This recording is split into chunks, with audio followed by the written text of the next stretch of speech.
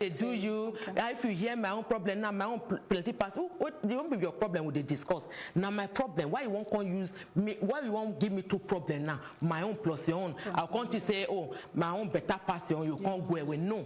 Make you know love people. Make you know the type of say, look, oh, this thing God go deal with that, and God is in control. The truth is, God they in control of thief.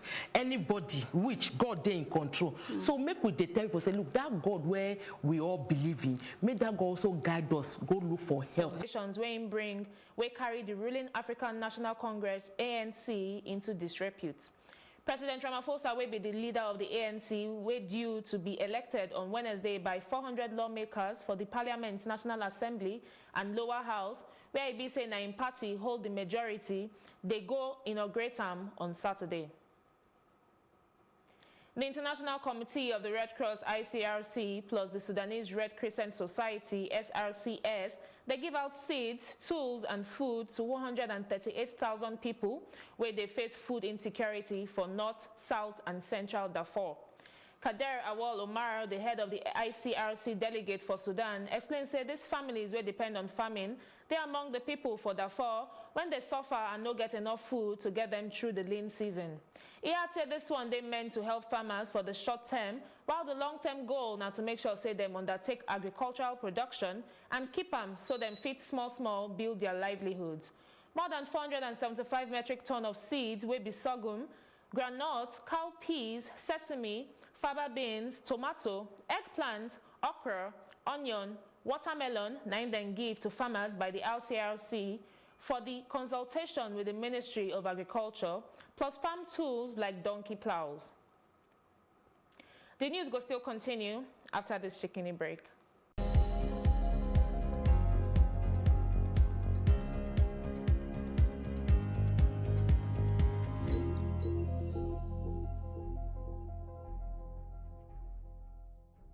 Welcome to The Advocate, a program that thrashes out all the topical issues of the day. When you are in government, you don't see nothing wrong with whatever is happening. The moment you are out there, everything is wrong. You can't even see many women now, and when they're there, they're not even really making a mark, and then they have an NYSC problem and this and that. One of the reasons why we don't have more women in politics in Nigeria is for as long as political meetings continue to take place in the middle of the night. Exactly. No, really. It's disastrous for a president to be unaware of the chief justice. It's a ploy. It could be a strategy. That strategy was very terrible strategy. Because the buck stops at your table. Whether it's that we don't look after our cities, and quite frankly, Nigeria is becoming a very ugly place. When you are the only one feeding the people with this news, and there is nobody countering them, it becomes, you know, the news.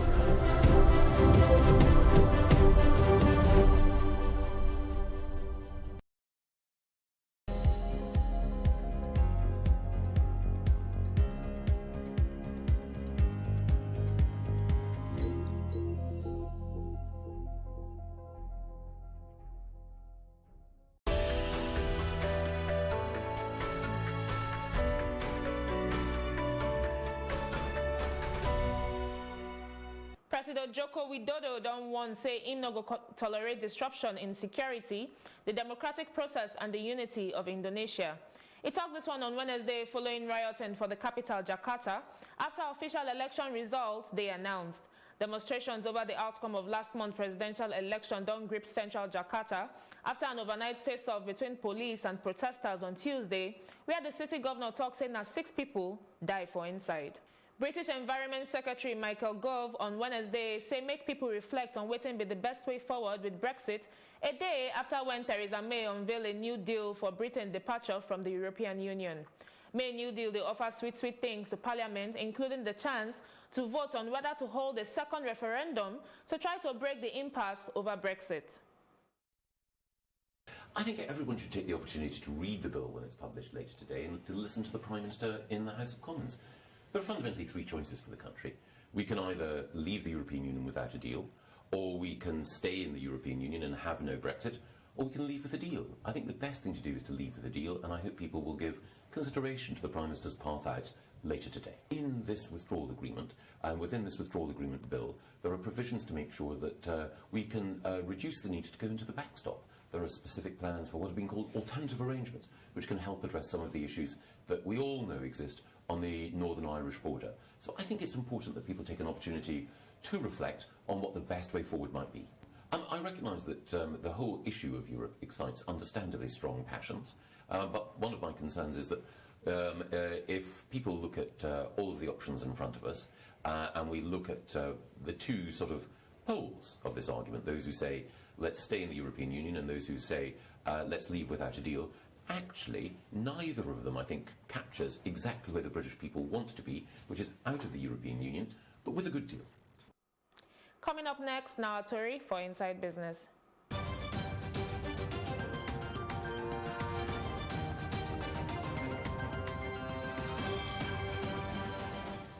With the looming trade war between the United States and China alongside industry data, when it showed the increase for U.S. crude inventories, oil price don't drop on Wednesday. Analysts still talk say oil markets still dey tight with supply cuts by OPEC and allies like Russia. Brent crude futures dey down with 17 cents for $72.01 a barrel, while West Texas Intermediate crude futures for July delivery go down to 46 cents at $62.67. For one trade war between China and the United States, they don't carry the talk go front since the last meeting when it ended for one stalemate on May 10. Still to come on Top Plus TV Africa News, now a roundup for Inside Entertainment and Sports Story. When they come back.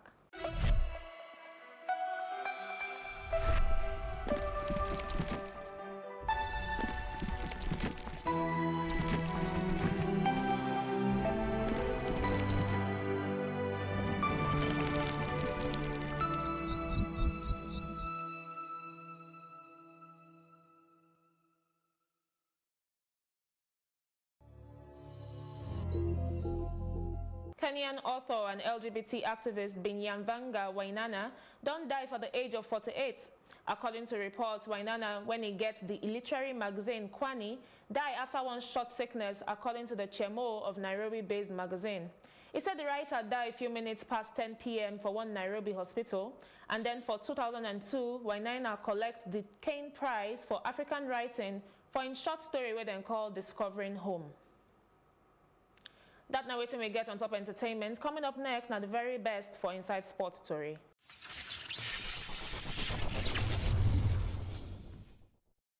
Asamoah Gyan don't talk say be like say he no go retire again from the international football after I received call from the Ghanaian president Nana Akufo-Addo. Gyan, when he began a record goal scorer with 51 goals for 106 appearances, don't announcing shock retirement just weeks before the 2019 AFCON after the coach Kwasi Appiah come out as Ghana captain. The 33-year-old never played for the Black Stars since September 2017 because of plenty wunjo and wahala, and he don't struggle to play for plenty time for club level too. For the coming days, they expect coach Kwasi Appiah to name striker Andre Ayew as the new captain and make it still release in provisional squad for the Africa Cup of Nations for Egypt. They don't ban Major Michael Rotich, Kenya former head of track and field team, from athletics for 10 years, and at the Athletics World Governing Body, IAAF, do this waka. One ethics panel find Major Michael Rotich guilty, say they bring athletes and coach advance notice of drug test for money when he won't gain. Rotich advance notice of drug test now to assist athletes to flush their systems of banned substances before them they take the doping test. Allegate of Yaya doings against Rotich come up for 2016 when he go codedly do filmmaking when he be offered to provide prior warning of drug test in for £10,000. Then pursue and go house from Rio and one investigate by the IAAF and the Anti-Doping Agency of Kenya follow. Rotich, when he managed the Kenyan athletics team for the 2016 Olympics inside Rio, don't rule as guilty of acting wururu to stop the competitions and the gbege for the core principles of the IAAF's Code of Ethics. Una do well that now the join story where we get on top this o'clock. For more better information, go follow us for Plus TV Africa on Facebook, Twitter, and Instagram. And it will make sense if you subscribe for our YouTube page at Plus TV Africa. We go still jam later with more story where they do background for Inside with Obodo Naija and Obodo World. Don't forget to join us. My name na Betiana Unweli. Make una enjoy una day.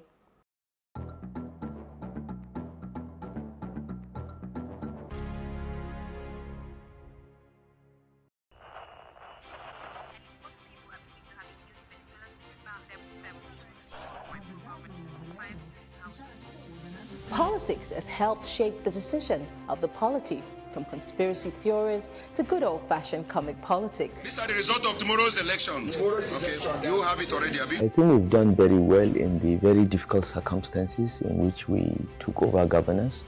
Plus, politics will fill the polls of the country, from friends to frenemies, even strange bedfellows, to clones and stooges. We go beyond the rhetorics and the drama to analyze the story behind the story.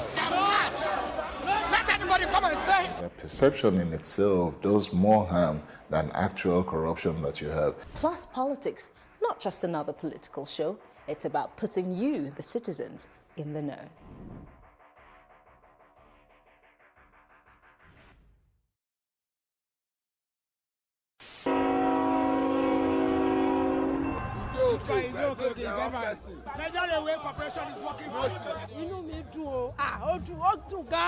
The Nigerian railway system, taking a look from how it all began to where we are now.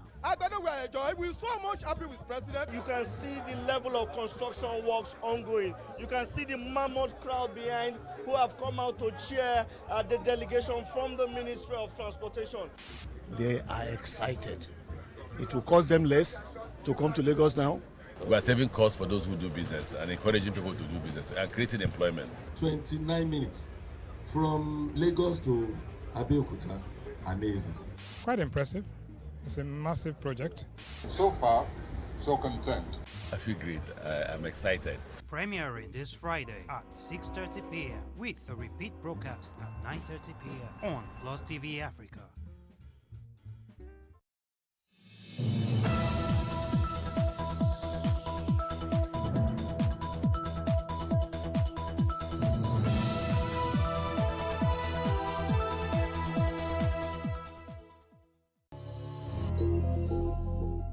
The big stories live right here on Plus TV Africa, and you're watching your favorite entertainment news program, Tea Time. And you know how we do it right here. We bring you all of the best bits in the world of entertainment. On today's episode, and like other episodes, it's a fantastic lineup as usual. But before we tell you what's on, allow me to do the usual intros. I am Tokumbo Taiwo, here with the usual suspects, the diplomatic Elsie Godwin and the advocate of all advocates, Ife Oshunkeye. Hi guys. I know you're tired of it, but no, it's fine. It's fine. You're going to bask. I love the title. Oh, okay, so, yeah. good. Because I was like, Ife was about to take it away from him, so he needs to bask in it right now. Okay, good. Because I thought it was like Ife's going to complain that I didn't complain. More like the advocate of all women. Nah, she's the advocate for everyone.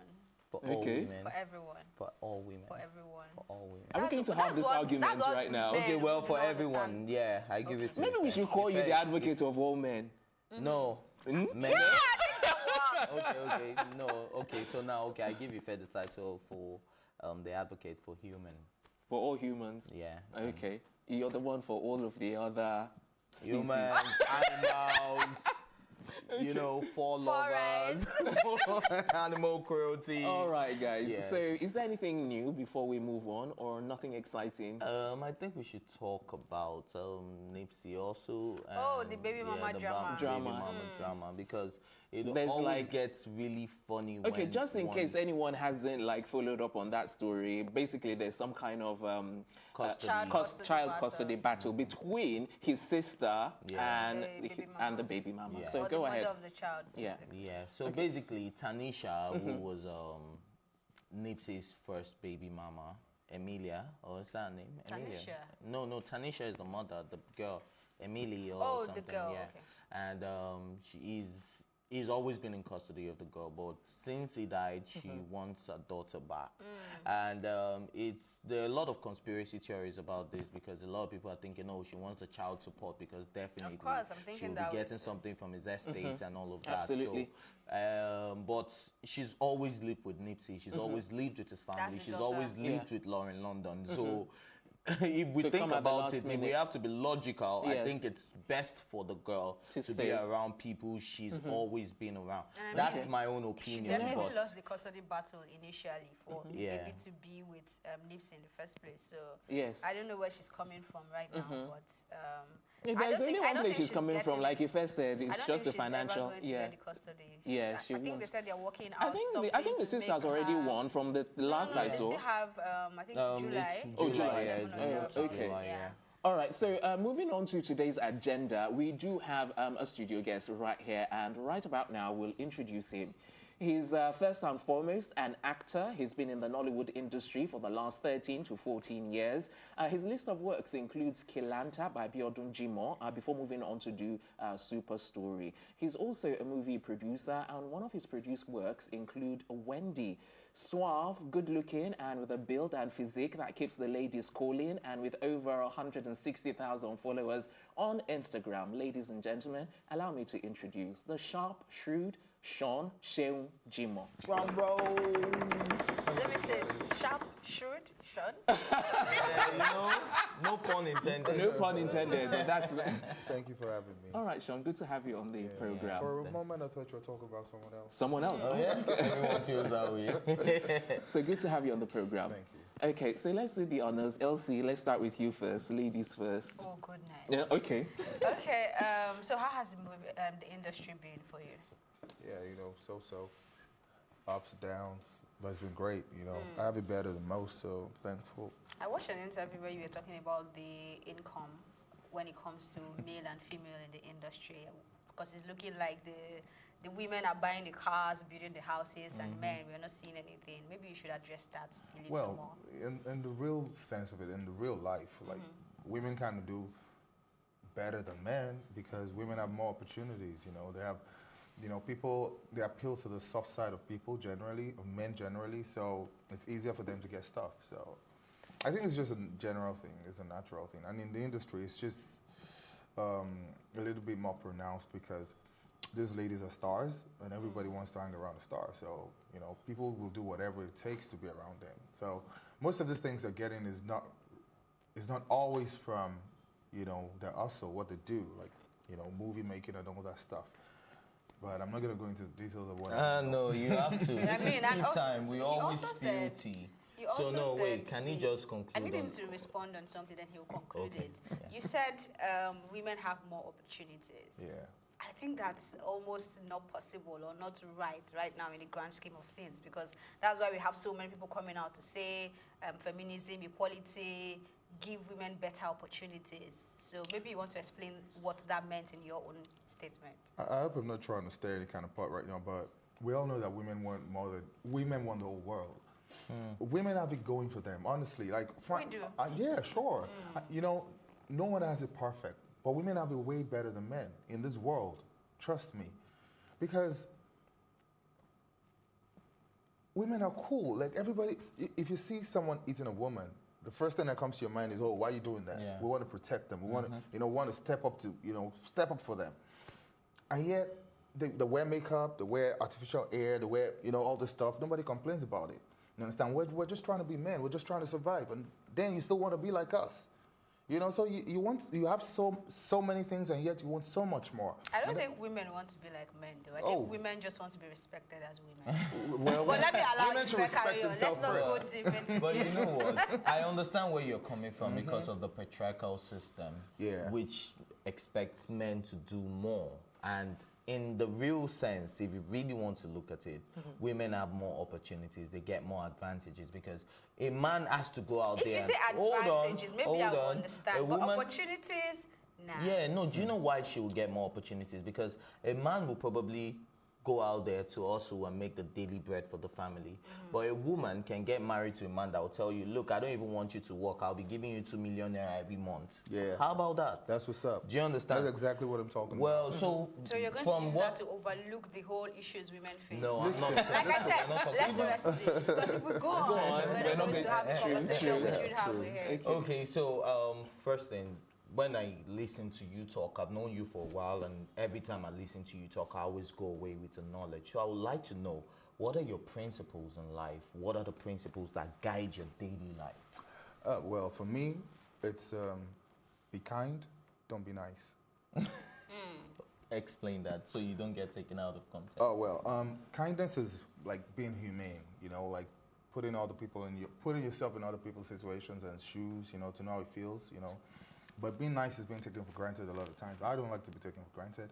I'm a very blunt person. I say it as it is. You know, I try to be diplomatic. I don't want to hurt nobody's feelings, but I just believe you have to be yourself. Like, you have to know yourself first. You know, when you know yourself, people are going to deal with you the way you present yourself. You know, and this morning, somebody told me something like, and this is something I hear a lot of times, it goes like, oh, a lot of people think you're proud. A lot of people talk behind you and they say, oh, it's arrogant. If you really know me, you know I'm not. I'm the sweetest person in the world. He knows. You know, but just because I'm not going to walk into a room and start laughing with everybody, like, because I don't want you to feel it's that easy to get to me. You know, you got to work. So is that a front then? It's not a front. It's just me. Okay. You see, the reason why I asked that question is, you know, like you say, you walk into the room, you're not going to smile with everyone, but at the same time, you know, if you're not giving that friendly vibe, surely people are not going to walk up to you and be like, you know, all, especially with the women, all lovey-dovey or anything like that. So how do you respond to people who think, yes, maybe that's a front in order not to get too close? It's two things. Okay. It's one thing, when I came to this room, I smiled at you, right? I smiled at everybody. But then I do that and I sit. Okay. You know, I don't have to be all chatty. And I think that's where the problem, people don't know where to stop. They don't know where to separate. To draw the line. Draw the line. Okay. You understand? Okay, so one of the things that I wanted to ask, you know, is one of the things that people see about you is, I don't know, but you can correct the impression. I don't know if it's right or if it's wrong. I know you're married, you know, and I know that there are some people out there that see you as a player, but you can correct me if I'm wrong. And I also know that before you got into the industry, you had like some kind of divine encounter that made you believe that this is what you're supposed to do, you know, this is what you're supposed to do. Ask him that yes. well. So I'm having some kind of difficulty marrying the two, your like deep spiritual side, the player side, the actor side. I'm like, what's going on here? We have three balls juggling here. So clarify. So who is Seun Sean? Yes, who is Seun? Seun Sean Jimoh is who you get to meet at every point in time. Like, I'm a product of my experiences, you understand? When I come to a place or when I go to a place and I don't want to talk to everybody immediately, I want them to know me first and know if they like me and if I like them. It's because of my experiences. When I was in university, I went to a private university, girls were like, you know, very superficial and all that. If you talk to them first, they could make you feel so bad, like, why are you talking to me? So when I'm around people like that, I don't talk to them first. You know, then it strikes a kind of curiosity, and then we become friends, and then we're like, oh, I didn't know you were this nice. It's always better like that. I would rather... Do people take that as arrogance? Well, people that really know me know I'm not arrogant. Like, that's the important thing. You know me. I don't care about what people that don't know me think about me, honestly. Okay, you know what, we're still going to come back to that question, but let's quickly go on a break. When we return, we'll continue in our interesting conversation with our studio guest, Seun Sean Jimoh. We'll be right back.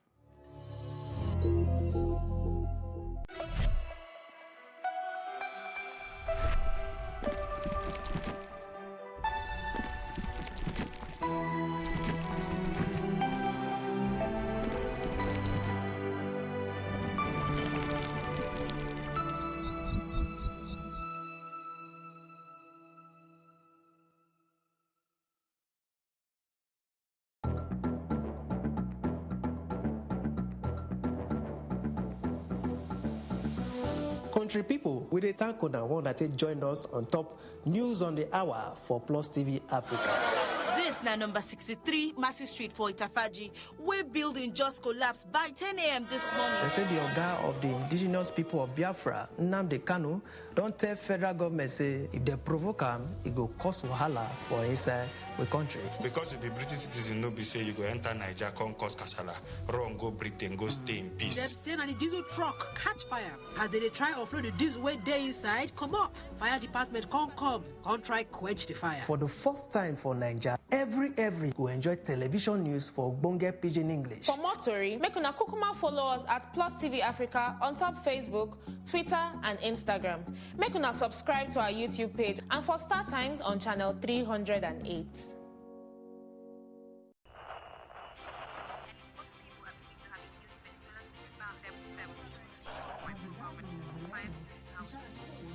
Politics has helped shape the decision of the polity from conspiracy theories to good old-fashioned comic politics. These are the results of tomorrow's election. Okay, you have it already, have you? I think we've done very well in the very difficult circumstances in which we took over governance.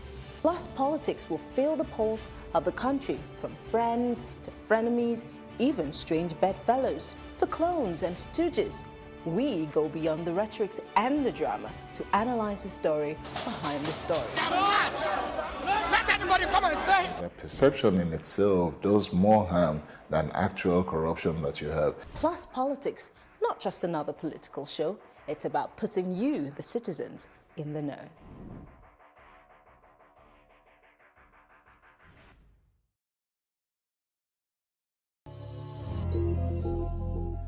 Welcome back. If you're just joining us, this is Tea Time, and if you're just joining us, we're talking to gifted actor Sean Seung-Jimon. Okay, so before the break, I had like a 3-in-1 question. I think you dealt with one part, but I'm still like trying to hone in on the spiritual side of you. Is there a spiritual side to you? And tell us how you actually, had that divine connection where you felt you had to get into acting. And talking about that spiritual connection, I read an article about you where you said it was your destiny to be an actor. Yeah. So I'd like you to explain that while you're answering that. All right, I'm a very philosophical person. I believe in philosophy over science. And I believe in the cosmos. I believe, I keep saying the cosmos because we live in a world now where everybody has their doubts about God and all that stuff, but we can't deny the fact that there's a force that controls stuff. So, that being said, I believe life is a script that we're all acting out. Nothing is a coincidence in life. That's why when you want to do something and you succeed, if you look back, you knew you were going to succeed. How do you know? How do you have that conviction? How do you know this is what you're supposed to do? Because it's right inside you. You know what I mean? So I was raised in a Christian home, definitely, but I have a strong connection with the cosmos. I know nothing happens, physically. Everything happens spiritually, and I feel it. This is not something you can explain to anybody. If you don't feel it, you don't feel it. I've gotten to points in my life where I doubted the existence of God. And I tell people, if you don't reach that point, you won't really understand God. You understand what I mean? You have to doubt it first, and then understand it. And then know that things don't work out your way because you didn't write the script. That's why no matter how good you are, there are going to be robbers, there are going to be killers. No matter how good the world turns, there are going to be bad people. That is their destiny. It's a script. Like, I'm a writer. I want to write a movie. I'm going to write the protagonist, the antagonist, everybody. I am going to give them a role. They are going to play that role. Who's going to die is going to die. Who's going to leave is going to leave. So that's just the way the world is. So I believe that while you're leaving, just enjoy yourself. I try to enjoy every day. I enjoy myself a lot. I don't do any immoral stuff, basically, but I savor every moment of my life. Okay. Because I know that tomorrow is never promised. But where lies in your belief? Is that a belief in God or belief in the cosmos, like you just said? Yeah, it is God. Okay. But, because, I try to say this because sometimes it's better not to force things on people so that they can have an open mind. Okay. Because if you keep saying God, some people shut out the moment you start saying God. I know it's God, but then if you really want to help people, create loose ends. It's the cosmos. Now they start thinking, okay, what's the cosmos? I feel something. What do I feel? And then that could lead them to God. Okay. So in doubting God, to understand God, how long should these doubts last? Or should it last before we start to realize that there is a problem? There's no time frame. You just have to reach that rock bottom. Where you need to get to that spot. Where you go like, oh my God, so what really is going on? Is there really God? Like, if God exists, why do people die? And then you start to understand that we weren't created for ourselves. We're created for a purpose. That's why good people die, bad people. Doesn't matter what you do. You're going to die when you're going to die. So if there was something we could do to change it, we would do it. Okay. Everybody that has come to this world at some point has died or will die. Okay. All right. So do you want to tell us about your low point, that low point where you actually had a turning point, when you actually started believing again? So were you like down in life, or what sort of experience did you go through that made you realize, oh, there is more to this life than meets the eye? It's just like being depressed. Sometimes nothing triggers it. It just comes. Sometimes you wake up in the morning, you can't just be happy. Okay. You know? So there are times where you feel like that and you go like, you start to find meaning in life. And if you really want to find meaning in life, literally, life has no meaning. You know what I mean? Like, regardless of what you do, it would always find a way to eat you on the head. At some point. Yeah, so just to clarify, you didn't go through any low point in time? You didn't, you weren't depressed at all? I was definitely okay. Okay. Specialist, should we call the mental health specialist? All right, who wants to go next? You've been abroad for a while now, you relocated, and it's more like the norm in Nollywood in recent times for everybody. It's a Nigerian dream. Go out there and live the American dream. Actually. Okay. Do you understand? Like I've seen you with Sean George. I've seen you with what's her name? Doris Simon. She's also relocated as well. And I've seen you in a lot of productions as well. Now, why do you think a lot of Nigerian actors and actresses are relocating abroad? And is that favorable to your career? Sorry, did you say Sean George or Shan? No, not Sean George. Sean George is not. She lives in Nigeria. She hasn't relocated. Yeah, okay, but I saw you in a production. Yeah, of course. Yeah, so, okay. Let me tell you something. This question. No, are you sure Sean George isn't? Because she posted pictures saying that he would don't know. come back. She lives in Nigeria. I think she lives in Calabar or something. Okay. She lives in Nigeria. Okay. Yeah, but you know, the question you just asked me is a rhetorical question, but I'm still going to answer because you know the answer already. Things are not working in this country, honestly. You know. They're getting somewhere. And if you really, I didn't plan to relocate.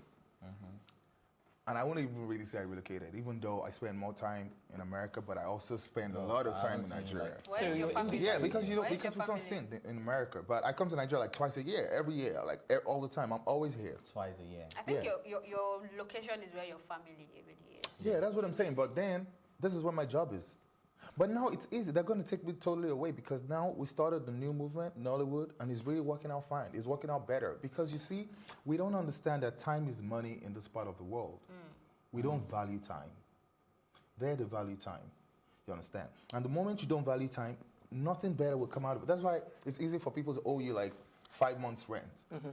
Because they feel, oh, you're gonna be okay. But in America, it's not possible. You got to pay your rent.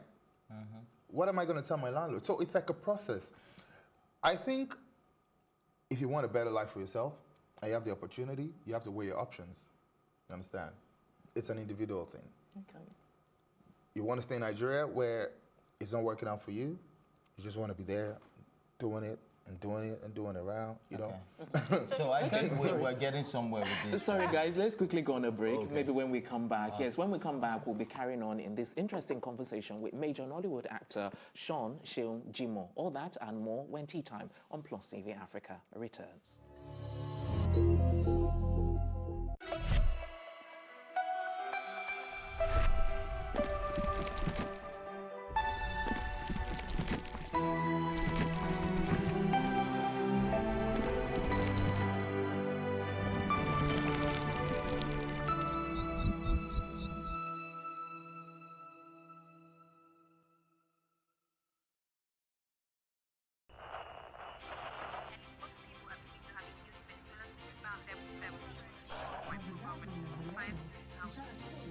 Politics has helped shape the decision of the polity, from conspiracy theories to good old-fashioned comic politics. These are the results of tomorrow's election. Okay, you have it already, Abi? I think we've done very well in the very difficult circumstances in which we took over governance. Plus, politics will fill the polls of the country, from friends to frenemies, even strange bedfellows, to clones and stooges. We go beyond the rhetorics and the drama to analyze the story behind the story. Let anybody come and say. The perception in itself does more harm than actual corruption that you have. Plus Politics, not just another political show. It's about putting you, the citizens, in the know.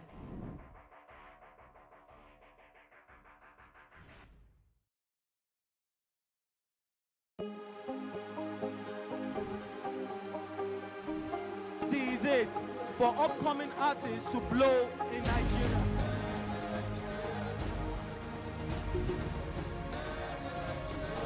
welcome to Plus Trending.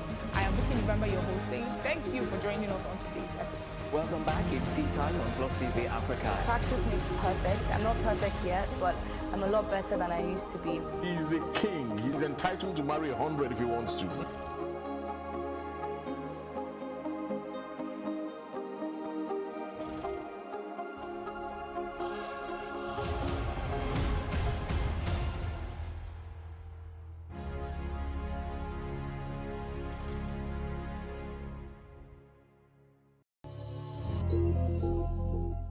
Welcome back. It's still tea time right here, and we're moving on as we chat to movie producer and actor Sean Seun Jimoh. Okay, so before the break, you had a question to ask. Yeah, but before just to follow up, he asked you how this is affecting your career. So I want to know how it is affecting the industry. Oh, well. No, his career and the industry. Yeah, I'm going to do for it. The career, so the same way it affects the country at large. We have a brain drain in the country already. All the professionals are running away, including the actors, because nobody wants to suffer. You know, you don't want to be famous without money. Because at the end of the day, money is the whole point. Money is the whole idea. You understand? And if you have an opportunity, especially when you're single, it's easier. You can say, okay, you know what, I'm going to survive. But at the point where you need to provide for people, then you have to make a choice. Do I just stay or do I go? And now, sometimes when you're faced with situations like that, it helps you to think bigger. It helps you want to do more. Now you know, okay, I can't be in all the movies. Now I have to make a movie myself. I have to do something myself. I have to make do something big and proper. You know, so it's like it has its pros, it has its cons.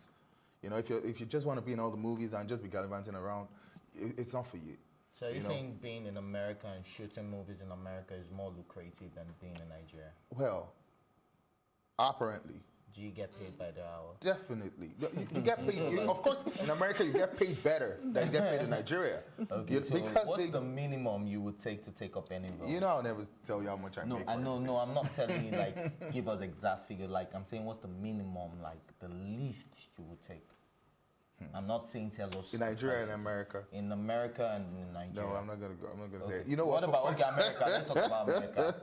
I'm not gonna do that. Honestly, you know why I'm not gonna do that? I'm gonna mess a lot of things up for a lot of people. Because everybody will run. Yeah, and I don't want to put the industry in that kind of situation. Okay. You understand? You know. All right. I want to talk about something else. No, sorry. Okay, you still have a follow-up. Yeah. They're trying to probe. Now, we're talking about why people are running away. You refer to it as a rhetorical question because it's not supposed to be a rhetorical question if you think about it. Because, you know, things are not going to work. Okay. Pirates are going to, keep pirating movies and, it's just going to be a mess. All right, before we wrap up, I really want to ask a question, and it's to do with Kolade Johnson, because you were very, very expressive about that, Coastal SARS. Hey. So, please, we haven't got long, so what do you want to say about that? Do you have any regrets in hindsight for having said anything, or do you still stand on your stance? You know the answer to that already. How can I have regrets about that? I don't have regrets. I don't say things I don't mean, because I always think deeply before I say anything. It is wrong what the government is doing by ignoring the plight of the people. Nobody should kill anybody. You understand? We're even heading to a world where they're abolishing the death penalty, even when you deserve it. Not to talk of when you don't deserve it. So it's an outrage. Okay. All right. Unfortunately, that's where we're going to have to wrap it up because we're absolutely out of time on this episode of the program. But you can join us later this afternoon for yet another interesting episode of the program. Until then, a big thank you to my co-anchors, Ife and Elsie, the all-inclusive production team, and last but not least, our studio guest, Sean Seun Jimoh. Thank you very much for coming. Thank you very much. All right, I'm Tokunbo Taiwo saying thanks for watching, and goodbye today is in the African language of Zulu. Hamba Kale, Sala Kale.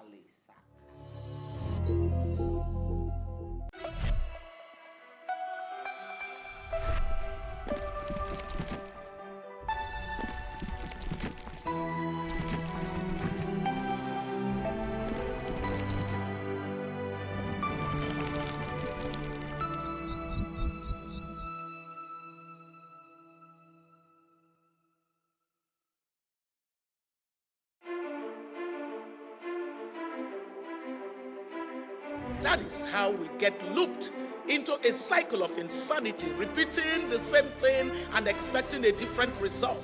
That cycle of failure is unsustainable and it has to end now. Infection train is back. They take us to the push and start asking us to call our people to send money. What can be done as an intervention for them right now to stop abuse of all children?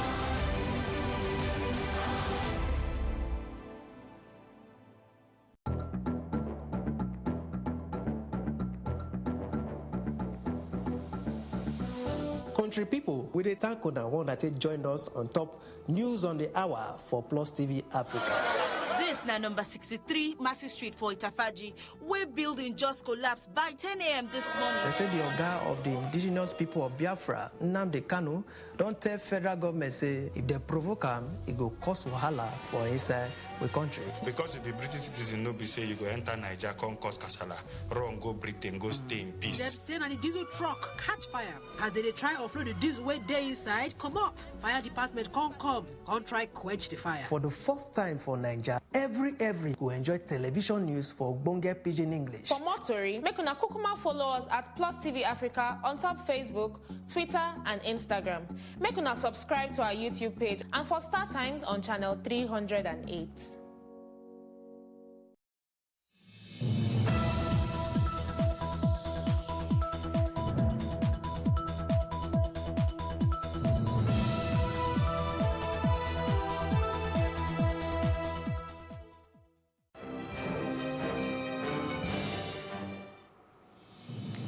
Justice Zainab Bultua steps down from Presidential Elections Petition Tribunal.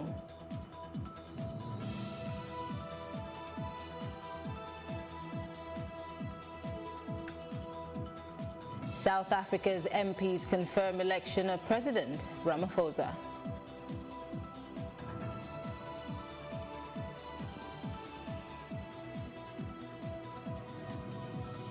Sri Lankan President Maithripala Sirisena has prolonged the nationwide state of emergency. Many thanks for joining us. You are watching Plus TV Africa. The big stories live right here. This is the News on the Hour, and I am Mary Ann Okon. President Muhammadu Buhari on Wednesday in Abuja directed all cabinet ministers to remain in office until May 28. The president, who gave the directive during the valedictory session of the Federal Executive Council at the Presidential Villa in Abuja, however, instructed them to hand over the mantle of leadership to their various ministries to the respective permanent secretaries on Tuesday. The ministers are to submit their handing over letters to the office of the secretary to the government of the Federation by May 28. President Buhari explained that he retained the entire team of the cabinet for 3.5 years due to unique leadership qualities. The ministers seized the opportunity to express their gratitude to President Buhari for giving them the rare opportunity to serve as members of the Federal Executive Council. The Appeal Court President Justice Zinedine Bolkachua has stepped down from the Presidential Election Tribunal. The People's Democratic Party, PDP, and its candidate Atiku Abubakar had insisted that she step down in their petition against the victory of President Muhammadu Buhari. The Access to Justice had in a statement by its convener, Joseph Otte, stated that Bolkachua or was it just an oversight and now they're seeking to address it? Whatever it is, she should have known and excused herself from the onset. Election results just for the sake of appealing. But in this case, a lot of people are saying, well, Atiku is doing what he does every other year that he loses election. But does this seem different from every other time? This one is, it was pre-planned. There's so much... How do you mean pre-planned? There's so much technicality involved. It's as if they sat down and said, okay, APC will do this, let us do this. You know, it's as if they did some homework before the election. They knew that some things would go wrong, and they suspected the things and put measures in place. And those are the measures that would be the shock, which could tilt the election, tilt the case in their favor. interesting. How long do you think that this situation might take? You know, like the court cases we have in Nigeria, they take forever, they drag on forever. Could it be one of those cases that may drag on until the end of the tenure of this administration? 400 witnesses. Let's say 400 witnesses. You have to take them examination in chief and cross-examine. So let's take one witness a week. But what does it do in essence if, for example, this case drags to the end of this administration's tenure? He has nothing to lose because he leaves office after 4 years. So whether you win or lose, and I'm not trying to preempt anything, what's the essence at the end of the day? If Atiku wins, it's a plus for the judiciary, and it's a plus for democracy. And they could ask President Buhari to pay him all his salaries, to refund all his salaries that he earned while he was president and all that, and also the vice president to do that. Wow, interesting. But still, I would estimate it to take at least 2 to 3 years. All right. Well, thank you very much, Obi Ajegbo, legal practitioner, for speaking with us. Thank you. The Senate on Wednesday flayed President Muhammadu Buhari over his continued failure to assent to the federal audit bill meant to strengthen and make ongoing fight against corruption effective. It would also be recalled that the bill was first passed by the upper chamber in 2018. The Federal Audit Service Bill seeks to empower the Office of the Auditor General to hold accountable and penalize government agencies and officials who refuse to submit their financial statements for audit.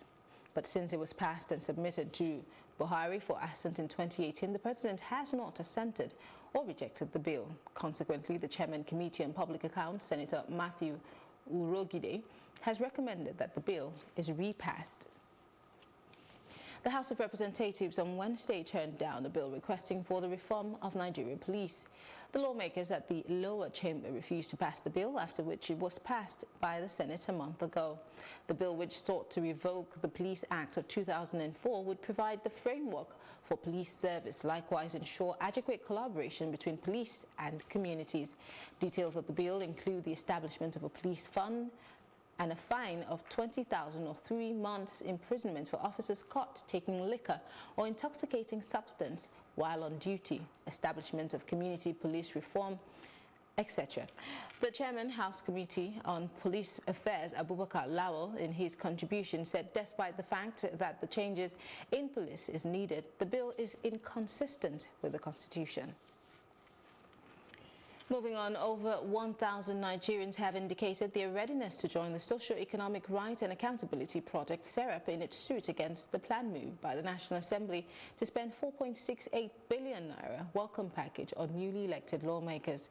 It was reported that the bill, or the National Assembly, planned to spend the money on 469 lawmakers who were elected on the platform of various political parties after the inauguration in June.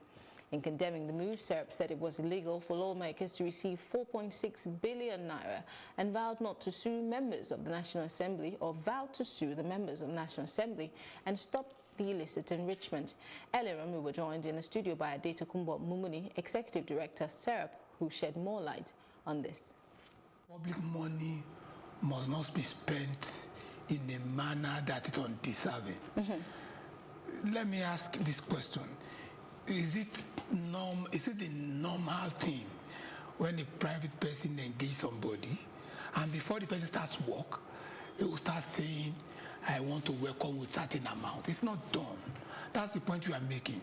In public office, there must be service of the public with integrity, with humility. When you now say you want to give certain people welcome packages, even before rendering the service, this set of people that are to be paid this money were not forced to be members of the National Assembly. They elected public service. They solicited for people's votes. And they never had anything at the back of their mind as to this type of payment. So once you undertake an assignment, so you should live by what you get as the emolument of salaries for that assignment. Look at the amount that is purportedly to be given to these members. Let's give it to them fully. will you spend 4-point-something billion naira on in a private company for a person you engage privately? The amount should be reduced. It should make economic sense to the average Nigerian. You see, we are talking about an economy where the ordinary worker receives 30,000 naira. And you are now saying, because some people are elected to be legislators, they must now, 469 of them should now be entitled to about 4.6 billion. It doesn't make sense to us. That's the point. I mean, you see, out of office for public officers, it says you will solidarize with people. According to the principle of solidarity, you carry out this assignment without affection on or ill will. You won't allow your private matters to get into the ways of public office. So when oaths are like that, and again, the Constitution of Nigeria says the welfare and security of the people shall be the primary purpose of God. Candidate of the People's Democratic Party, PDP, in Osun State, Senator Ademola Adeleke, has taken the Inspector General of Police to court over his arrest and detention in Abuja on May 6, 2019. Adeleke had approached the Osun State High Court, Ikiru, seeking for his fundamental rights to personal liberty and right to freedom of movement, and the court, presided over by Justice Jide Falola, ordered the police not to arrest or detain the senator pending the determination of the substantive case filed before it. In the fresh suit, urged to the court that he duly had won the elections until another case of his SSCE result came back to the fore. Now, the court had issued that he not be detained or arrested until that case was duly determined. So what gave the police the right to detain him? They might say they have discovered another lead and they have discovered another evidence. They have to follow it through and detain him. So that could be one of the reasons. That could be one of the reasons. But what does the law say about a court judgment or when the court issues a statement saying don't do this? Well, we have seen history, a litany of cases where the court has given order to release persons, they were not released, where the court has given orders for people not to be detained and they were detained. So that is the way. But is the police not supposed to be working with the judiciary on issues, whether they be security, criminal, or whatsoever? Are they not supposed to be partners with the law? They are supposed to be partners, but we've had cases whereby policemen went to search homes of certain persons and the police high command says they never instructed them. So you're thinking that maybe the police was being overzealous? Maybe the police was being overzealous, or maybe the instruction had been given before the court order and they went. But the subsequent actions will tell us if they knew or if they were deliberate in doing it. But the pending whatever, evidence, if the police has new evidence, will this affect Adeleke being sworn in as governor or assuming his duty as governor? No. It will not? Okay, all right. Thank you very much, Barrister Obi Ajebo, for speaking with us. Moving on, we'll take a break, and when we come back, more news. Stay with us.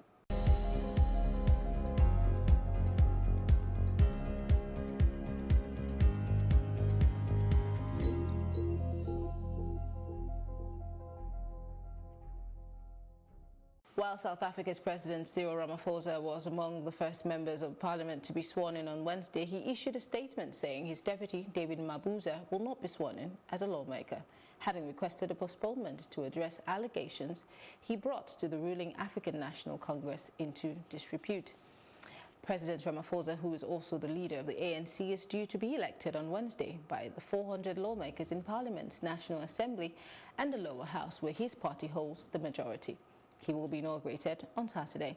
The ANC easily won South Africa's May 8 general election, but its share of the vote fell, reflecting anger at corruption scandals and racial inequalities that remain entrenched in generations after the party had taken power.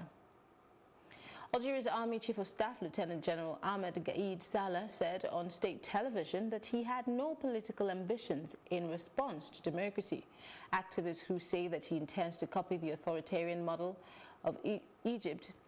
The armed forces have been a pivotal power center in Algeria for decades and have been managing a transition after mass protests forced President Abdelaziz Bouteflika to resign last month after 20 years in office.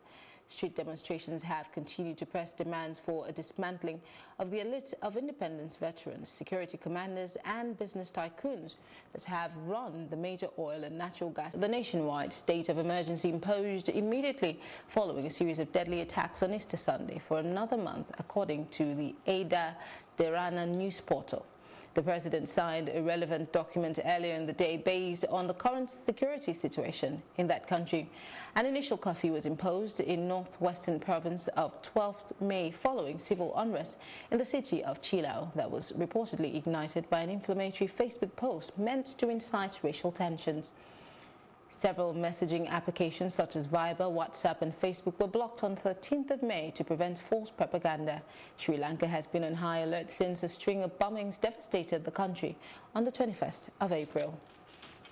The Trump administration is studying how to propose tariff increases on China imports will affect consumers and is at least a month away from enacting them. Treasury Secretary Stephen Mnuchin said this on Wednesday. He confirmed this at a hearing with lawmakers in the U.S. House of Representatives, adding that he had spoken with the chief financial officer of retailer Walmart about how the tariffs will impact consumer prices. He assured the House that the president will be focused before we make any decisions. Up next is our business news.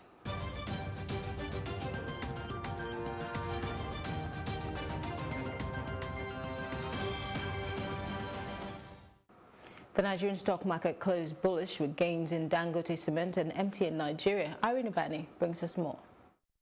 The Nigerian stock market closed positive after Wednesday's trade as the all-share index rose by 3.07% to close. NSE Banking was down 2.67% and NSE Consumer Goods was down by 3.57%. Irene Ubani for Plus TV Africa. Still ahead on Plus TV Africa News is our roundup on entertainment and sports news. We'll be back in a moment. This is it for upcoming artists to blow in Nigeria.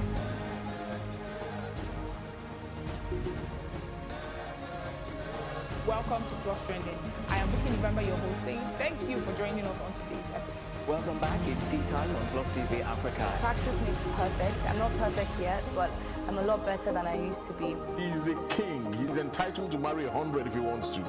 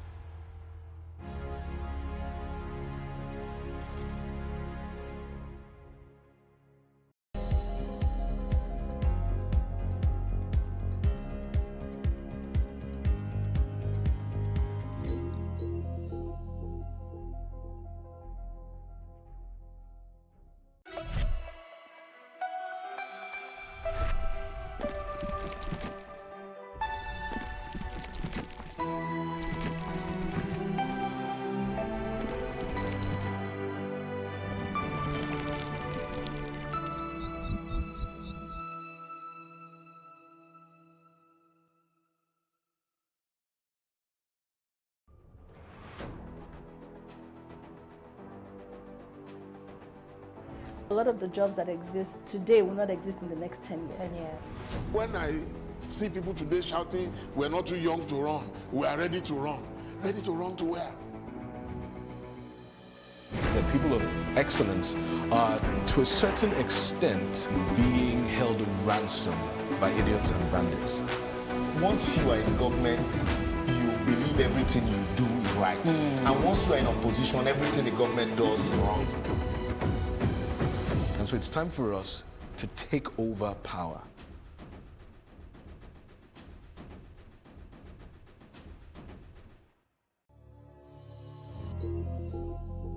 The The management of dancehall artist Shatta Wale has officially apologized for the fight that took place on the 20th edition of the Ghana Music Awards event, which held last Saturday. The statement reads, "We wish to render a sincere apology to all patrons of the 20th edition of the Vodafone Ghana Music Awards, viewers, organizers, sponsors and Shatta fans worldwide for the unfortunate incident that took place during the VGMAs. Shatta Wale's management also made it known that their artist meant no harm to Stonebwoy. The dancehall artist won 2 awards in 2 categories, which include Reggae Dancehall Singer of the Year and High Life Song of the Year." A boxer by the name of Daniel Franco, who was signed to Jay-Z's sports agency, has filed a lawsuit for brain injuries he suffered in 3 fights in less than 80 days. According to Franco, he had advised the Rock Nation handlers to either cancel or postpone the fight, but he was pressured to go ahead to fight, where he lost in the 3rd round. He was later hurried into another fight precisely 50 days after, with a 3rd fight a month later. He's of the view that the Rock Nation official should have made sure he was medically fit for his 3rd fight, and believes that as a result he suffered 2 skull fractures and a brain hemorrhage that led to him being in coma. He's asking for undisclosed damages. And that's it on entertainment. The very best in sports is coming right after this.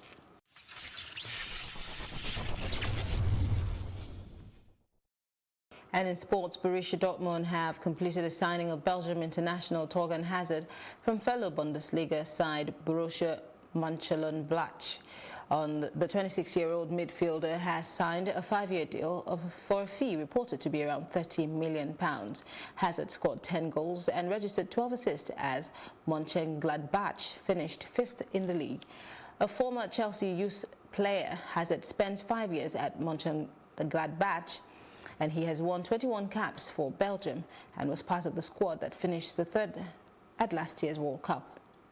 Asamoah Gyan has reversed his decision to retire from international football after receiving a call from Ghanaian President Nana Akufo-Addo. Gyan's Ghana records goal scorer with 51 goals in 106 appearances had announced his shock retirement just weeks before the 2019 AFCON after he was replaced as Ghana's captain by coach Kwasi Appiah.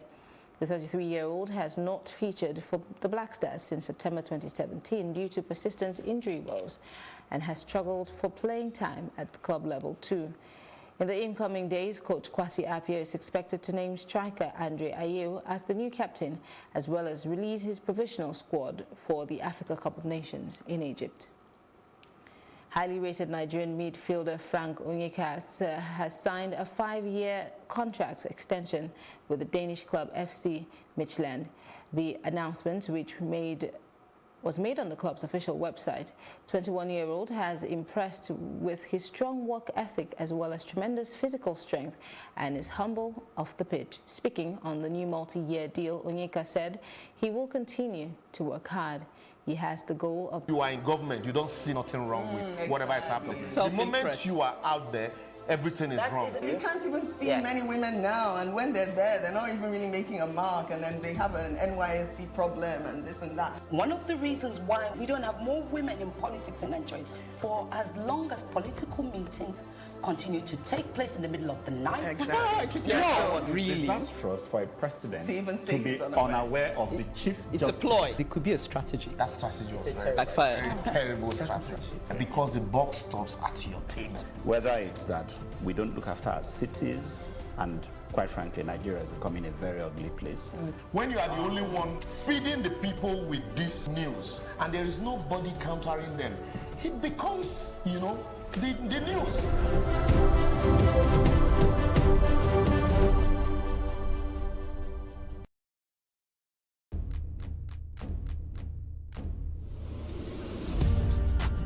You're watching Plus TV Africa, and this is Tea Time. I loved the energy when I came in here. It was so positive. I was like, I can't live here. My real names are Akbobio Obo, Akborobo Memere. I think my father is a comedian because most times when he calls me, he's like, yo, make sure you use condom, you know. The Nigerian railway system, taking a look from how it all began to where we are now. We're so much happy with President. You can see the level of construction works ongoing. You can see the mammoth crowd behind who have come out to cheer the delegation from the Ministry of Transportation. They are excited. It will cost them less to come to Lagos now We are saving costs for those who do business and encouraging people to do business and creating employment. 29 minutes from Lagos to Abeokuta. Amazing. Quite impressive. It's a massive project. So far, so content. I feel great. I'm excited. Premiering this Friday at 6:30 p.m. with a repeat broadcast at 9:30 p.m. on Plus TV Africa.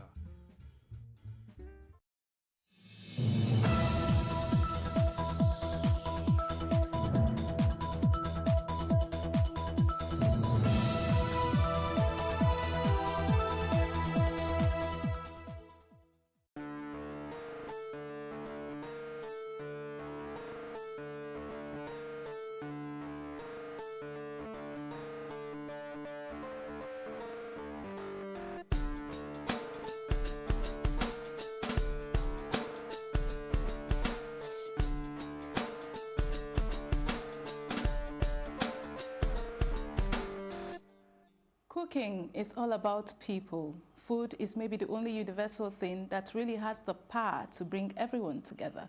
No matter what culture, everywhere around the world, people get together to eat.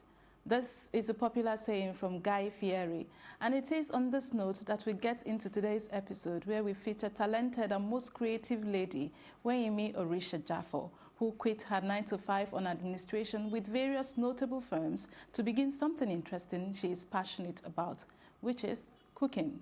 Today, she is the CEO of Bayleaf Restaurant. Welcome.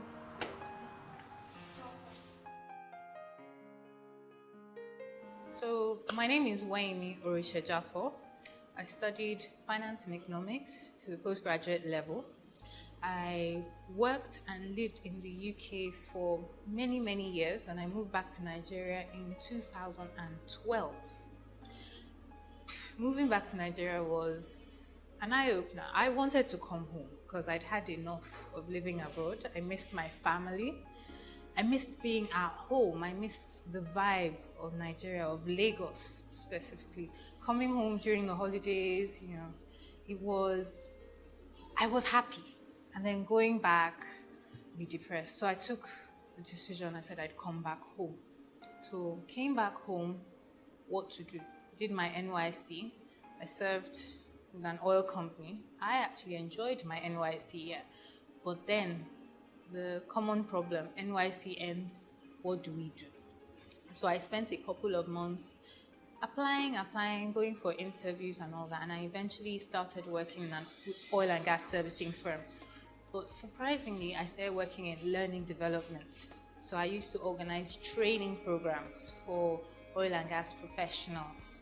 I would facilitate some of the trainings and things like that. It had nothing to do with my discipline, but in typical Nigerian way, you make the best of where you find yourself.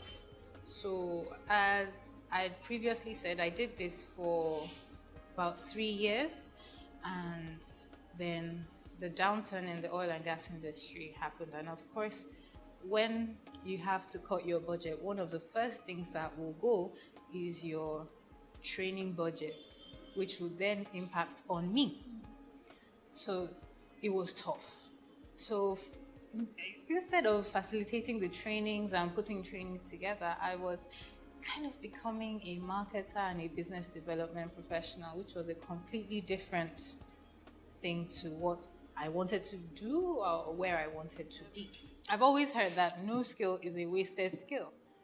As much as that's not what I wanted to do or where I plan to be, whatever little I learned doing business development and marketing there, I found has been extremely useful for me doing my own business. So anyway, going through that, it was tough. It was tough. The 9-to-5 was getting really tough, and it got to a point where, unfortunately, I'd wake up in the mornings and be like, oh, I have to go again. And when you get to that point in life where you're not excited to want to go to work, you're not excited to want to attack the day, should I say, then you need to give it a rethink. So the thoughts I'd been playing with, should I stop the 9-to-5 and do my own thing? These thoughts started taking root and developing. So until the time came and things worked together for good, and I decided to take a leap of faith and do my own thing. And Bayleaf was born.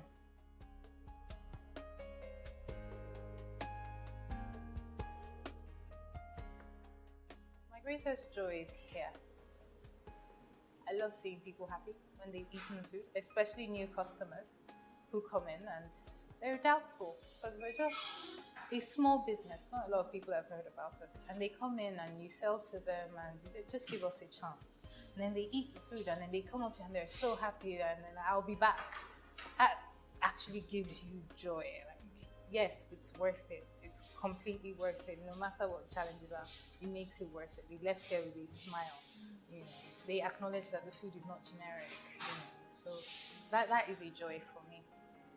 It gives me joy that I'm able to employ people. My employees are happy. The people that work for me are genuinely happy.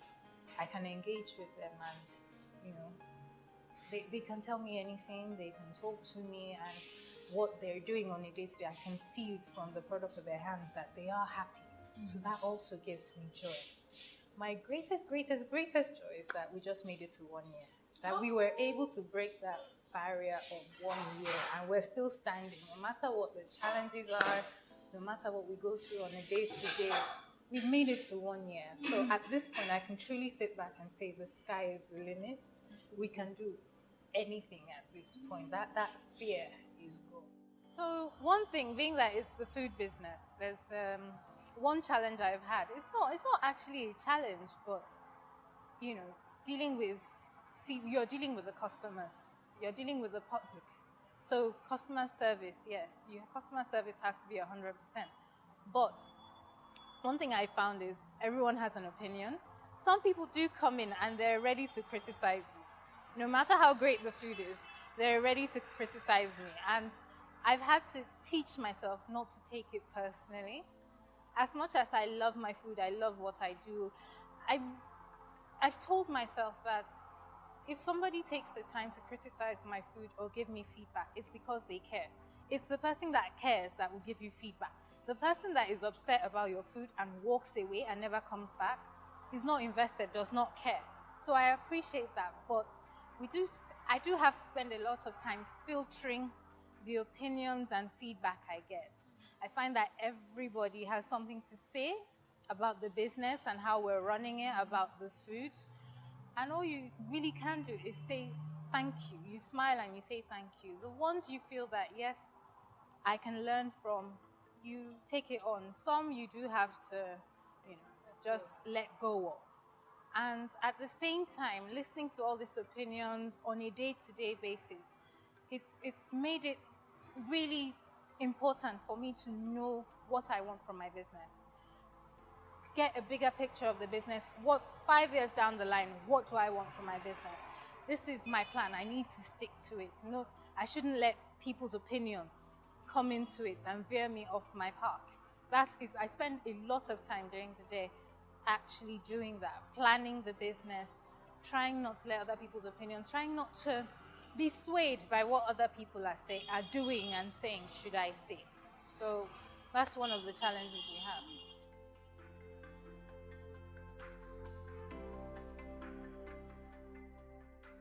So I just asked someone around, a friend that works in IRS, and recommended this place. And then ever since then, you know, when you're getting premium products for not so premium price.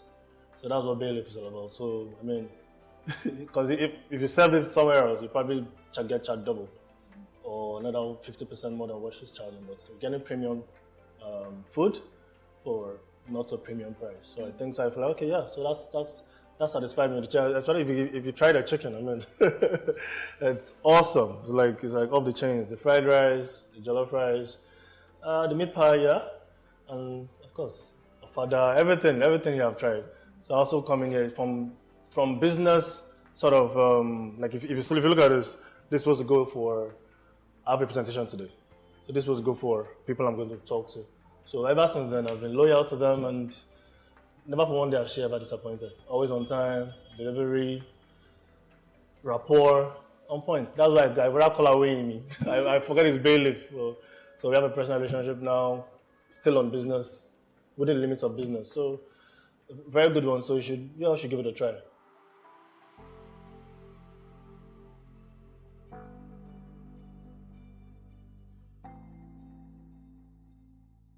accidentally discovered this place when I'm actually a foodie, so, and I'm very picky. So one day I saw this place, like the building, and it was really beautiful. And I saw the first thing that attracted me was the graffiti outside. I was like, okay, what happens here? Okay, let me find out. Okay, so I now came in. I'm like, okay, hi. Like, what do you do? So she told me, and I said, okay, let me try your meat pie. Now, I really love meat pie because the very last time I've eaten meat pie was Mr. Biggs. Mr. Biggs made me love meat pie, and I love their recipe. It's crispy, the potato is well baked, everything. So I was like, okay, let me try her meat pie. If she gets it right with the meat pie, I can buy any other thing. So I broke the meat pie, I ate it. I was like, oh my God, this is it. So I bought the meat pie, and then I also bought her turkey because I found out that she caramelizes her turkey. So it's not just a regular deep fried turkey, like it's spicy when you eat it. So I bought the turkey and I left. So I live in the estate not quite far from here. So I know many foodies there that are always very hungry. And I'm like, look, I found this place. So you guys should come here and let's try it out. So one day like that, we were many and we came. And just like that, it's like a ripple effect. And they'll be telling people. So initially, when I had this discussion with her, I was like, okay, I know this location and all that. Like, how do you intend to break even? So she told me her plans, and I encouraged her because I know that, yes, running a quick service restaurant business in Nigeria is not easy. You know, the capital, as in labor, capital, everything. So she's very encouraging, and my prayer for her is that in the next 5 to 10 years, she has like multiplied in so many locations. So for me, as in entrepreneurship in Nigeria is a big one, and seeing somebody that's putting her all, maintaining the quality, everything, the customer service and everything, for me is a plus. So yeah, Bayleaf has come to stay.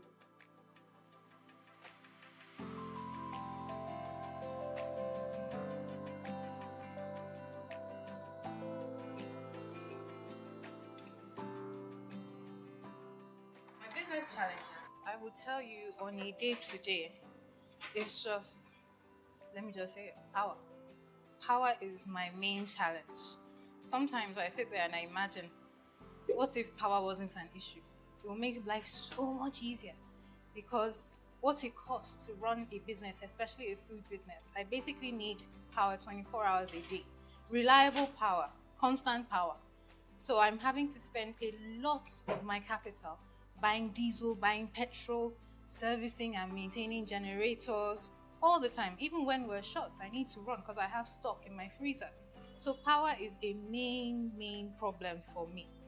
Apart from that, I would say personnel, finding the right people. Well, I thought. What do I do? I know I'm not the most creative of people, so going down the, I want to be a makeup artist or I want to be a designer route would just be me being untrue to myself. So I was like, why not do food? Something that I love to do, something I understand. I love feeding people. I love people. And then something started happening. I used to work on the island and I would finish work about 9 o'clock at night.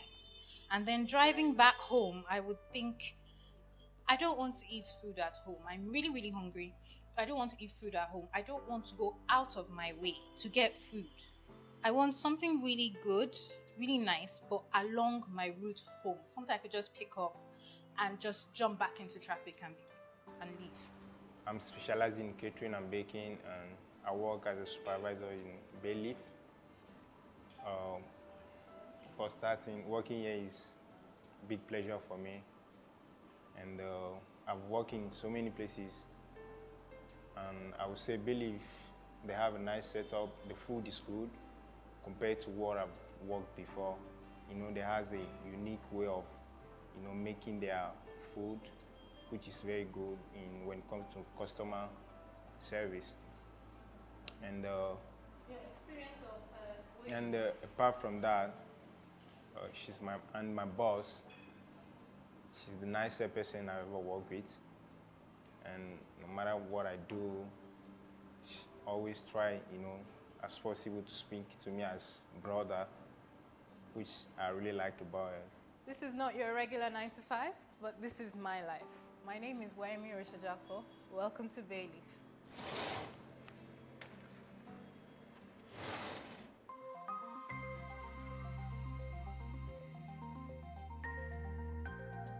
Still here on this episode, we bring you the compelling story of Bruno Oraihinang, banker turned barber. After many years in the banking sector, he is now the proud owner of the famous Bruno's Place and have several branches around the country and abroad.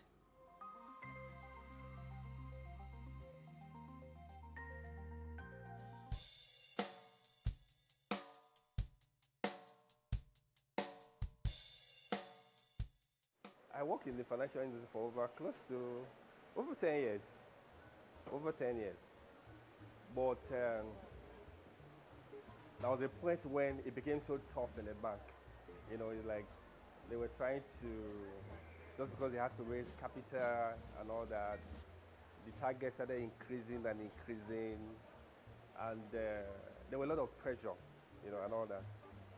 So, and the bank, you know, banking sector were trying to also downsize, you know, just to cut costs. So it was at that time that I was asked to resign.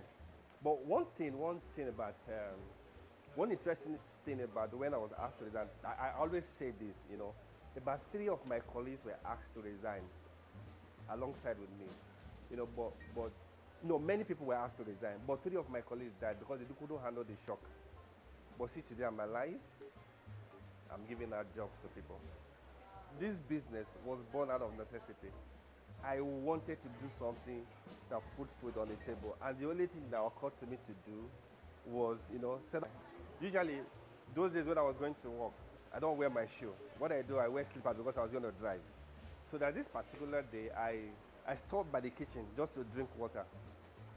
Then after drinking the water, I entered my car.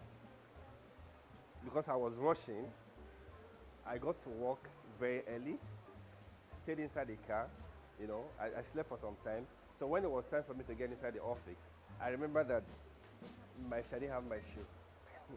I forgot my shoe where I was drinking water. So I had to rush back, you know. I rushed back, I made it.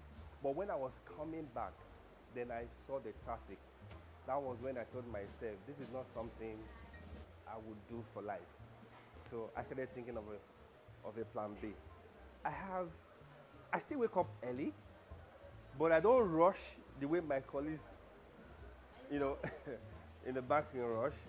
But you're like, I have my time, I have my freedom, you know. And here, when I was working in the bank, I was enjoying the money, I was getting the money, but I was not getting the satisfaction. But doing this, I'm getting the satisfaction and I'm getting the money. So there's a balance. When you hear people talking about challenges doing a business like this, they will expect me to talk about money, you know. But I want to tell you that money is not a challenge, you know. When it comes to doing a small-scale business, I will tell you why. You know, one other challenge too that also people worry about in this business too, staff that are mobile, they don't stay, you know. So, to me, it's not really a challenge because I find my way around it. I've always believed, you know, before working in the bank and while working in the bank that people don't really buy what you sell. They buy into you first before they buy what you're selling. You know, so before you go into any business, before you do anything, you have to take time, first of all, to work on yourself.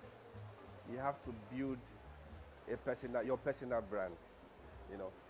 If you build your personal brand very well, you will attract money and you will attract people. That is what worked for me. You know, when I was going to set up this business, this is the mall. This is the most expensive mall and the busiest mall in this country. This is the Ikeja City Mall.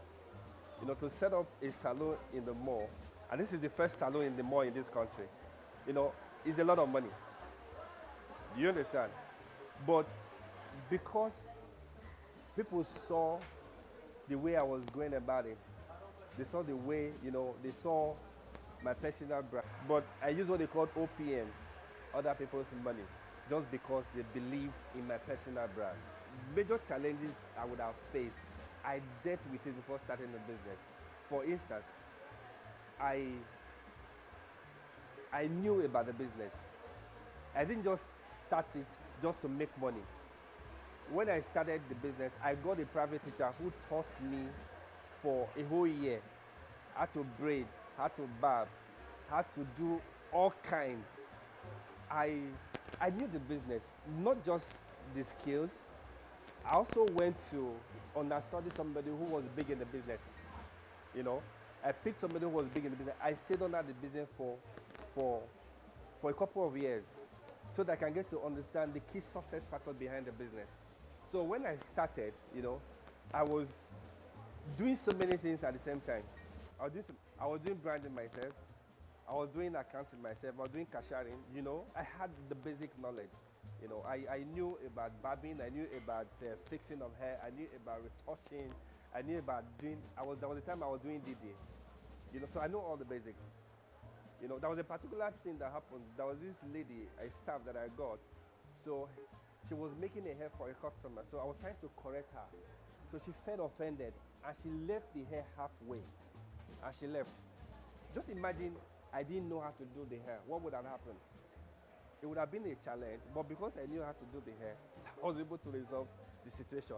So that's why I say most of the challenges that people have when they want to start business, you know, because I was prepared for this, you know, I was able to deal with it.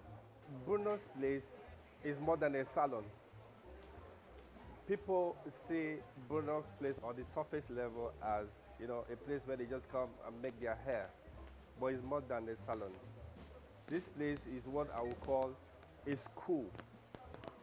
It's a school. Because in Bruno's Place, we have 3 departments. We have what we call IAS. We have what we call the IAS, Integrated Apprenticeship Experience. Here we emphasize more on the skills, you know. That's the type of work that we do, the fixing, you know, the cutting of hair, the pedicure and the manicure, the nails and all that. You know, we don't really stress much on the skills because anybody that's working in Bruno's Place has basic knowledge. But what we emphasize at that level is standard. You know, we want to be a reference point to every other people out there. You know, so that's why we stress more on the standard. Then the second aspect of Bruno's Place is we call it the IAX 102, where we get to teach our staff, you know, about the vision, you know, the purpose and the mission, you know, of what Bruno's Place stands for. You know, those days people used to think that this kind of business for dropouts, you know, is for people who the less privileged, people who are looked down on. But we decided to turn it around because I find that there's a difference between schooling and education. I feel very happy, feel very excited, you know, being an employer of labor. You know why? Because I was asked to resign and 3 of my colleagues died. But today I'm alive, giving out jobs. Now I have over 100 staff. I'm always looking forward to end of the month because that's when, you know, I get to see the smile on my staff faces when they get to see the alerts. You know, the plan is for us to expand because we have a prototype now. Just imagine you have a Bruno's Place in 36 states. If with 2 branches we can employ 100 staff, imagine the number of people we're going to employ. The truth is not because we want to make money, because we want to give jobs out. We want to give jobs. It gives me joy, you know. I have the opportunity, you know, to transform lives, you know, and to add value to people. My name is Musa. I work as a barber in Bruno's Place. I started Bruno's Place in Abuja 2017. Then I was earning 45 to 50,000 naira. But as for now, I earn more money than what I earned before. So, and I'm really happy working in Bruno's Place because it's really transformed my life. My name is Abisola Shakira. I've been working in Bruno's Place for the past 5 years now. And since then, when I was working in Magodo, I wasn't able to school then. because I couldn't have enough cash to run myself to school. Then from there, since I got here, I was able to school. I got married. You know, so far so good. Mr. Bono is a good person.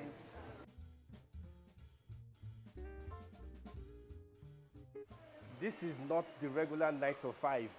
This is my life.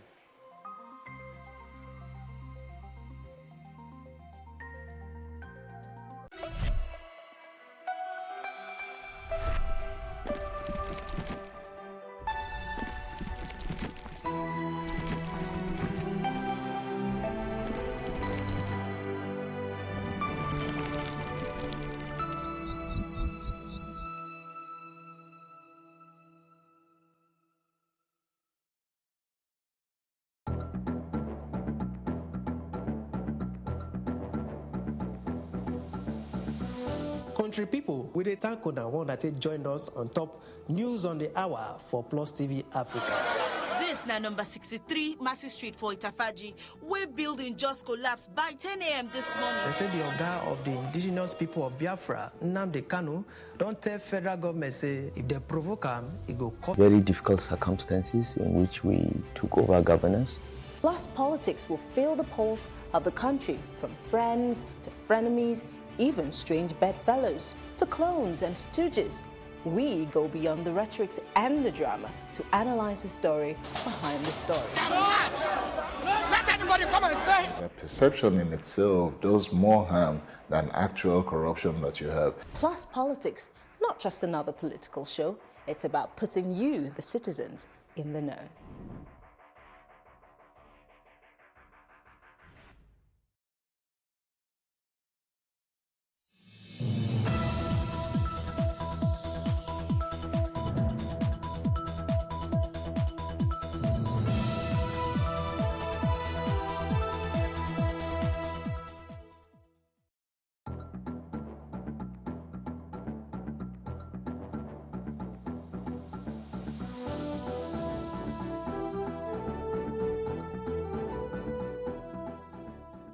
My country people, you do well say you join us inside News on the Hour for Plus TV Africa. This one that them told you where they make background for this very o'clock. My name, na Betiana Unweli.